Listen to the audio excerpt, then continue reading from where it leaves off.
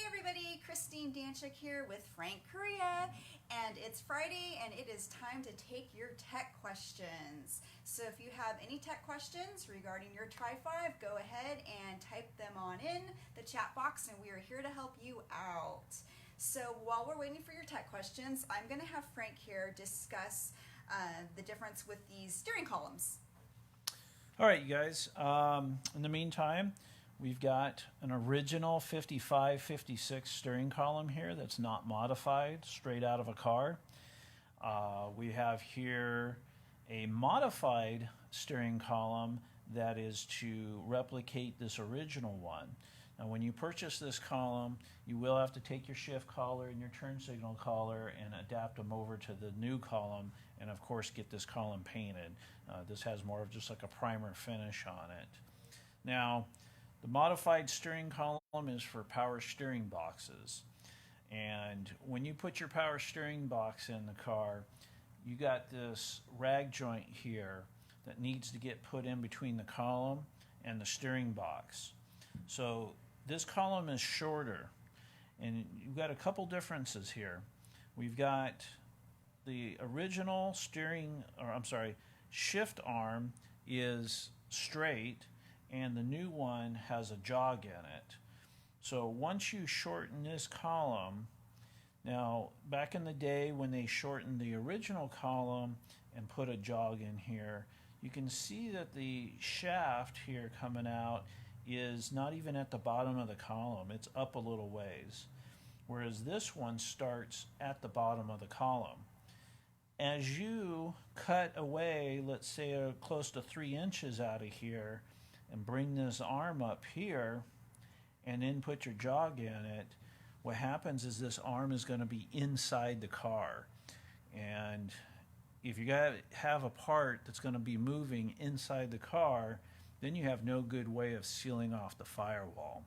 So this new modified column, they were able to put the shift arm at the very bottom edge of the column and put the jog, so now the firewall is going to be beyond the shift arm, where in this one it would not have been. And then we move on to... Oh, before we move on, yeah. Okay, we have a question. Steve wants to know, I can't get my horns to work. Is there a common reason they fail? The horns work, but not from the steering wheel.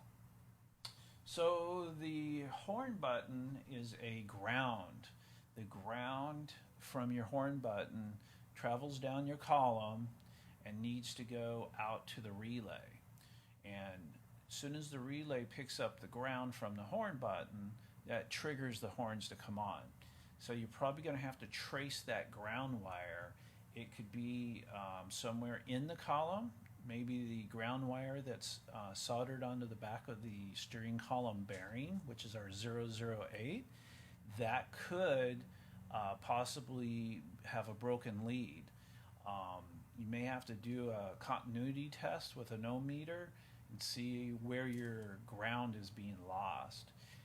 Usually you can take a piece of wire, ground it to something in the body, and ground out that tab on that relay, and your horn should honk.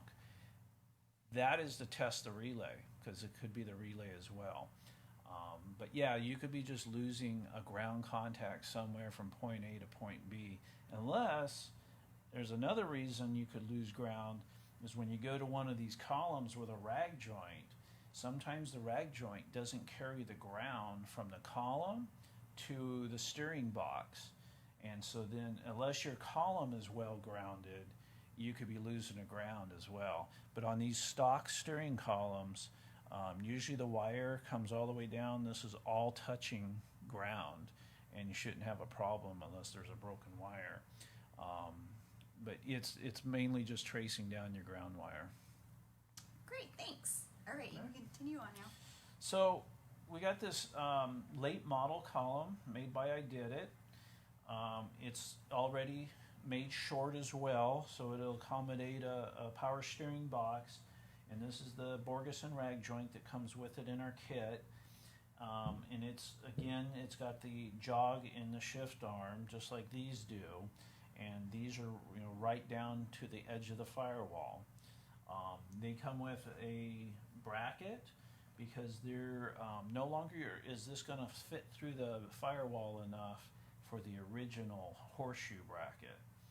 So this bracket here is going to be inside the car, clamping around here with a band clamp to hold on to it, and then up here it'll still be held by the dashboard. And they'll give you on this newer kit, they're going to give you a four-way flasher conversion harness. So it's going to convert an AC Delco plug in here to your original plug under the dash in case you have original wiring. And then now you'll have four-way flashers, which these cars never had. And then you do get your turn signal arm, tilt arm, and hazard light arm, button. And then back on this column here, they give you the proper rag joint, which is going to be a double 3/4 inch double D to the spline shaft on the box. They give you a floor bracket.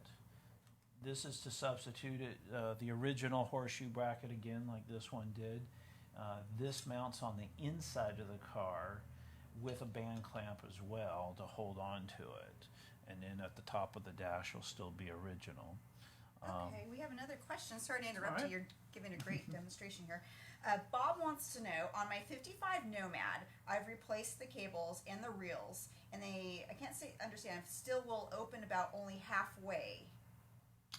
All right, that's a big question that comes up all the time.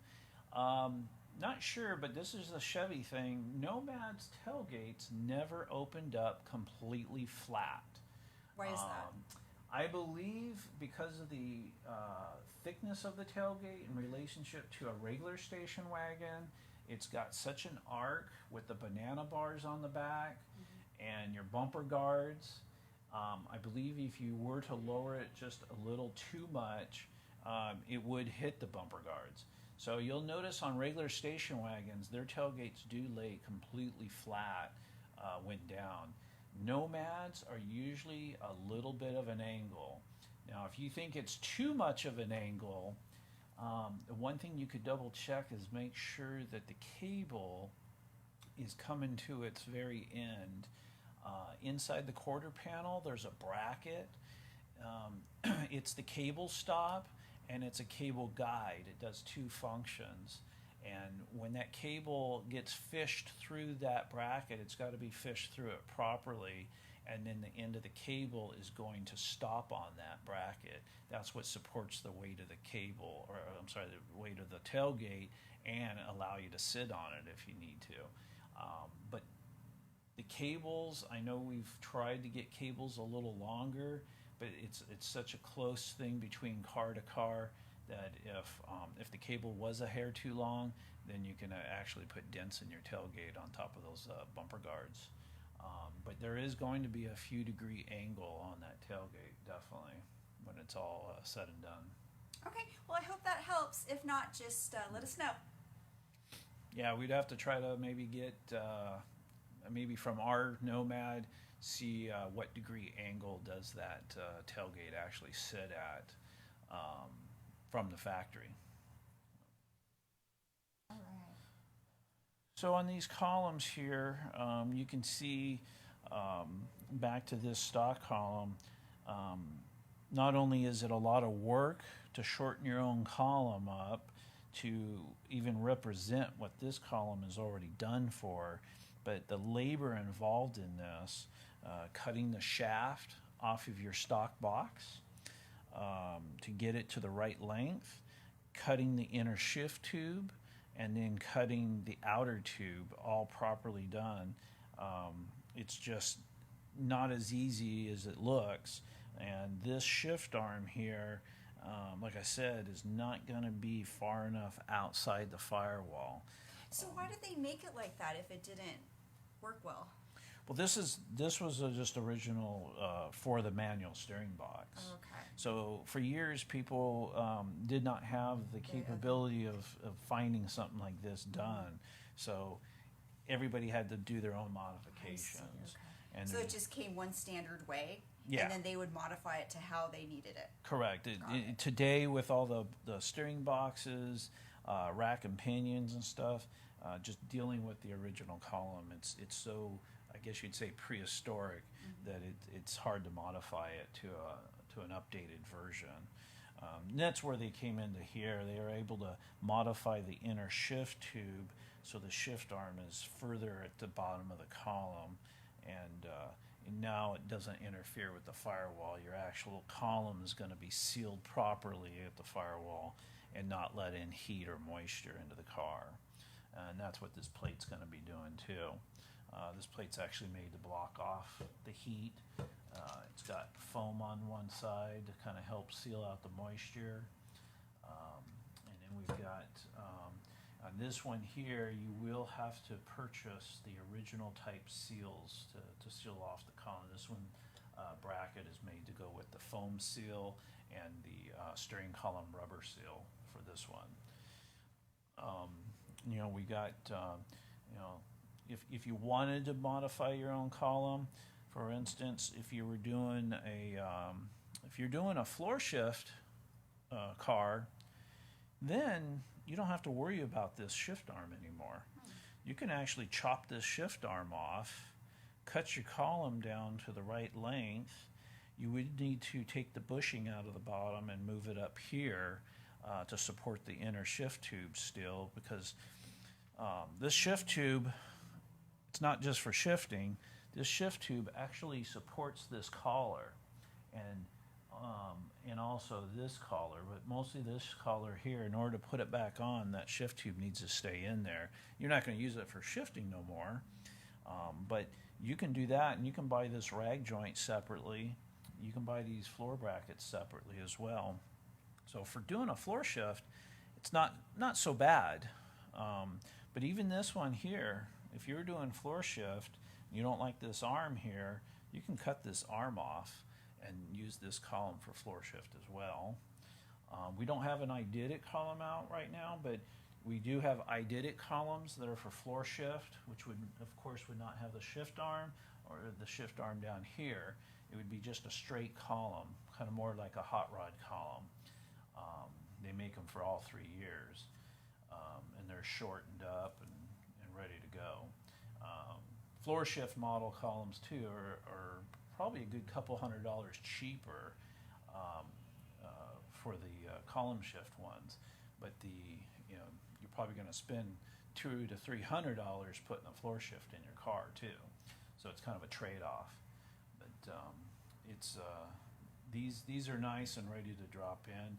These are available in bare steel, ready to paint, the chrome plated version like you see here, and we do have some aluminum versions.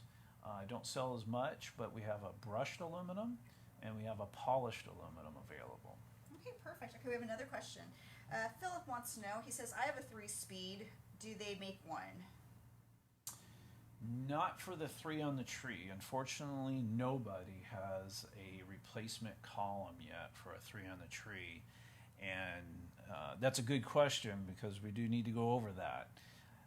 Unfortunately, as long as you have the 3 on the tree column, unfortunately, you cannot do the power steering. There's no way you're going to be able to shorten this column up to fit this rag joint in there and still have your 2 shift arms operating the gears. What you would be forced to do, unfortunately, is find an old school floor shifter for the 3 on the tree, and the shifting would have to be done on the floor. Once you are able to take it off the column and go to the floor with it, then you can do the modifications to the column. Okay, perfect. Okay, we're going to switch over now to heaters. Scott wants to know, in his 57, what is the difference in a deluxe heater and a regular heater? He needs to order some parts, and he doesn't know. He believes his is a standard heater, but he wants to know the difference. So he wants to know the difference between a deluxe heater and a regular heater. And what year is that? He said 57. Okay, so 57s, your deluxe heaters have 4 levers that slide up and down. So you actually, and then you got one horizontal. So the horizontal one is your blower motor that switches the unit on, You've got two levers that flip your fresh air doors open, and then you got one lever for operating a valve, and you got another one to operate the defroster. In your standard heater, if that's what you have, it's just going to be a big chrome bezel with two knobs that almost look like radio knobs. One knob is for your defrost, one knob rotates and turns your fan motor on. Unfortunately, the standard heater doesn't have a built-in valve to shut the water on and off. It was actually under the hood in one of the two hoses, and you had to pop the hood and turn your valve on, and then you got heat. So yeah, the standard heater is pretty basic. Lot less stuff to have to really rebuild in relationship to a deluxe heater. But just remember, if you ever wanted to switch over to vintage air conditioning, it's going to require a deluxe heater control unit for that. Okay, great, thanks. For those of you that just tuned in, Frank is going over the different steering columns that we sell here at Danchuk. So you want to continue on? Yeah. So actually, we don't have the actual steering box here, but you just think of, you know, your stock steering column and your stock steering manual box. You know, it had quite a bit of room back here between the two, but actually by the time you put a power steering box in the car and get one of these rag joints in here, that's the reason why this column is getting short, and this thing sticks out too far through the firewall in order to get a rag joint fitted in there. So I'd imagine the box is a little bit closer to the firewall than a stock box as well. That's the whole reason why we're having to shorten these up to make them fit. Was there anybody else? Any more questions? We still got a few minutes. Yeah, we're still waiting. So while we're waiting, you guys, we are having our Danchuk Manufacturing sale that just started today, and that will be going on until October 11th. And that is actually taking the place of our BLEM sale, our second sale that we have annually. And instead, this sale is even better because the parts that are on sale, they're not BLEMed parts, and they are first run high quality parts that you're going to get on sale. So come on by or go online and see which parts are on sale. All right, and we are here every Friday, you guys. We are taking your questions. Oh, we have one right here. Let's see here. Can you explain the difference between your two side mirrors that you offer? One for the passenger side and one for the driver's side. One is much cheaper, and what is the difference between the two? Well, let's start with the driver's side. Chevrolet only intended to sell mirrors for the driver's side. They never actually put mirrors on the passenger side back in the 50s. So even the Why is that? Because they thought the person on the passenger side wouldn't need to go or look at. Actually the cars did not even have mirrors on them when you bought them. So the car came off the assembly line usually with no outside mirrors, just so your what do they inside expect? mirror. You're supposed to put your head out the window Yeah. to see who's coming, like before you turn? Yeah, Okay. although that's safety stuff came a lot later. Yeah. So your outside mirror was a accessory from the dealership, and like I said, it was only for the driver's side. So the instructions that were included were for the driver's side only. So when you are putting a mirror on the passenger side, because a lot of people want the car to look more even, and then you get used to your newer car having a mirror on the passenger side, you still want one. I noticed that when you do put one on a passenger side, if you were to use the original instructions, the mirror will actually be a little bit too far back, and as you look into the mirror, all you're going to be staring at is the vent window division bar will actually block your view.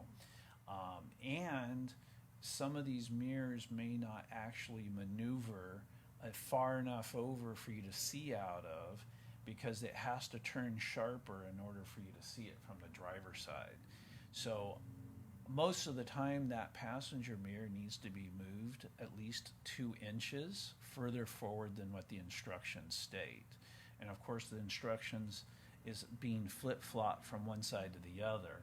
So you would need to move it a little forward. So now you'll be looking through the vent window at the mirror and not having to turn it so sharp towards the driver's side to see out of it. Now the pricing in the catalog is usually manufacturer. We carry a different manufacturer. So we've got Danchuk mirrors made here in the U.S. that are going to be slightly higher than the ones that are made overseas. So I think it's more just the mirror manufacturers that we use have a couple different pricing. And then we have ones that they consider passenger side, not because it was made for the passenger side, it's because the glass, the mirror, is a convex mirror, which I don't think anybody would want to use on the driver's side. So they call it a passenger mirror since it's convex glass. Okay. And so those we do manufacture here then? The mirrors. Yeah, we manufacture, we do have one mirror that's Okay. manufactured here Okay. in the U.S. by us. Okay. Most of the cheaper mirrors are all made overseas. Okay. And you guys, we need to carry all different kinds because our customers, they have different price points. So that's why we do carry all different ones, but we do make that one. So great. Okay, we have another question here. Let's see. Dennis wants to know, will a hardtop frame fit under a two-door wagon that's a 55? Yes. So sometimes what's more important is you stick with the same year frame. All the body mounts are all in the same locations. So what a two-door hardtop has is actually two extra body mounts just in front of the back wheel on the outside of the frame. There is an extra set of body mounts for sport coupes. And then your convertibles, of course, have an X frame and even, I believe, another set of extra body mounts more than the hardtop. So taking a hardtop, which has just two extra body mounts, should be no problem putting under a sedan or a wagon. Just remember, though, between each year, you have different bumper bracket holes and different mounting. So if you do put a 56 under a 55, for instance, there could be a little bit of differences, and in 57 is going to be even a way bigger difference. So I think even if I would at least try to stick around 55, 56, or the same year would be the best if you can. Okay, so Philip asked this question last week, but we had some background noise, so he couldn't really hear it very well. Okay. So he wants us to answer it again. So it is, let's see here. I have a 235 6-cylinder with manual trans stove bolt. Oh, I'm sorry. Let's go over that again. I'm sorry. I have a 235 6-cylinder with manual trans, adding power disc brakes. Will my stove bolt make enough vacuum? Okay, so I do remember that. I was talking about, I actually did a power brake kit on a 6-cylinder, which of course doesn't happen too often. You will need to check your vacuum. There's no reason why a 6-cylinder shouldn't have enough vacuum, but it's going to depend on a few things. If it's a stock motor, I would say more how many miles are on the motor. Is it still producing the same amount of vacuum as if when it was brand new? The one that I did, it was marginal because you are supposed to try to have 17 inches or more of vacuum. And I want to say that this particular car that I worked on probably was just around 16 or 17. But it seemed to work. And in that time, it was a 9-inch booster, which is not available anymore. We're doing 8-inch dual diaphragm boosters. So what you want to do is get yourself a gauge. You can go to Harbor Freight and get them inexpensively and hook it up to your vacuum source on your motor and just run it at idle and see how many inches of vacuum you got. That is what I would do first before deciding to put the booster. Second thing on a 6-cylinder, if you're running the original air cleaner, which was designed, by the way, to clear the hood. I had to remove the air cleaner in order to put the booster in the exact same location. And that was only because of the oil canister. Actually, the oil canister first gets in the way if you had an oil canister in the factory location. And if you try to move the oil canister to the other side of the manifold, then the air cleaner's in your way. So if you want to keep your air cleaner, you will need to take that oil canister and actually relocate it on the inner fender. You should be able to get longer hoses from an auto parts store. When I changed it, the customer wanted the air cleaner switched out, so we had to put a small, little low-profile chrome air cleaner, and then I took the oil canister, switched it to the other side of the manifold, and one of the two hoses needed to be longer, and I actually found those hoses at a Napa auto parts store. Got lucky, and they actually had one on the shelf that was the right length. But probably moving it to the inner fender would be a little bit better, so you can keep your old stock air cleaner. Even with the little tiny chrome air cleaners, we still had to modify it and lower it because the hood had no clearance of the air cleaner at that time.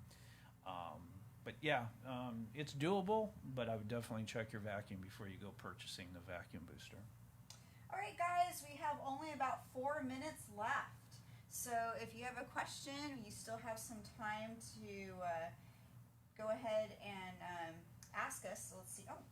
Oh, Philip said thank you. He learned a lot, so Okay. Thanks, Frank. You know what we should get? Like, Hey Surrey, we should get Hey Frank.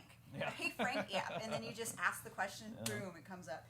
Okay, because you've got so much knowledge in that brain of yours. You're so smart. All right, so yeah, we're still waiting for some questions, you guys. We only have a few minutes left, so we'll only be here for just another couple minutes. So let's get those questions going. Is there anything else, Frank, that you Well, can... I was just thinking if there was anybody that had any more questions about these columns, if there was anything I didn't cover that you needed to know about, modifying your column, putting a new column in your car, putting a power steering box in. The only thing we didn't really go over was rack and pinion. We don't sell as much rack and pinion as we do boxes, so that's why I was covering more of the boxes. Now, with a rack and pinion, you can use the Ideatic column. It's probably the best to use, and the reason for that is these original columns do not have a support bearing supporting the shaft down here. So this shaft is free floating here and is actually, on the original column, it's part of the stock manual box. This column going to the power steering box is actually just supported by the rag joint, and then of course when you bolt this up to the firewall, you adjust it so the shaft is perfectly centered. Going to a rack and pinion, you have universal joints, not rag joints.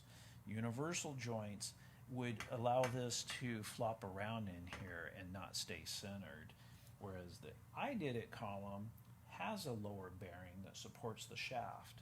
So it's actually a lot better to spend the money and go with an Ideatic, especially if it's going to be column shift. You have to go with the Ideatic with the rack and pinion. This column here, I know the rack and pinion people do manufacture a bearing that goes down here, but you cannot use it with a shifter on it. It will not work. It has to be a floor shift car to put a bearing down here to support this for the rack and pinion. But I would say if you're going to spend the money, rack and pinion is more expensive than a steering box. So if you're going to spend the money on that, you might as well opt for the better column as well. Okay, great. Thank you. So you guys, if you have more questions that come up throughout the week, just go ahead and let us know on Facebook, and then we can also answer those questions next time. All right? So I don't see any more questions coming in. We only have less than a minute left, so I think we're going to stop here. Okay. Thank you, though, for discussing all these different steering columns, and I hope you guys learned something new today. And trying to think if there's any other announcements going on. Just don't forget the manufacturing sale is going on until October 11th. And anything else, Frank? Well, just every week we'll try to have something out here on the table that we get questions asked about the most, and just to help people decide on what they want to purchase for their car. Because people get confused, why do we have so many columns, why do we got so many things. We'll try to go over a little bit each week. If it's still to do with power steering, deciding on which power steering pumps you want to use or what box you want to use. Sometimes it is preference. So we'll try to have something new each week. Okay, one quick question. Do we have wiper blades? Yes, we think do. Yeah. We actually have two different kinds of wiper blades. You have to know which style arms you have. So we have one blade for an arm that comes out flat at the end, and we have a different blade for the type of arm that has a small little, about an 1/8 inch dip at the back of it.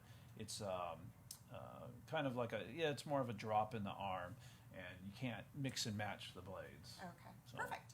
All right, guys. Well, that concludes our time today, and thank you for watching. And we will be back here next week. All right, bye, guys. All right, bye-bye.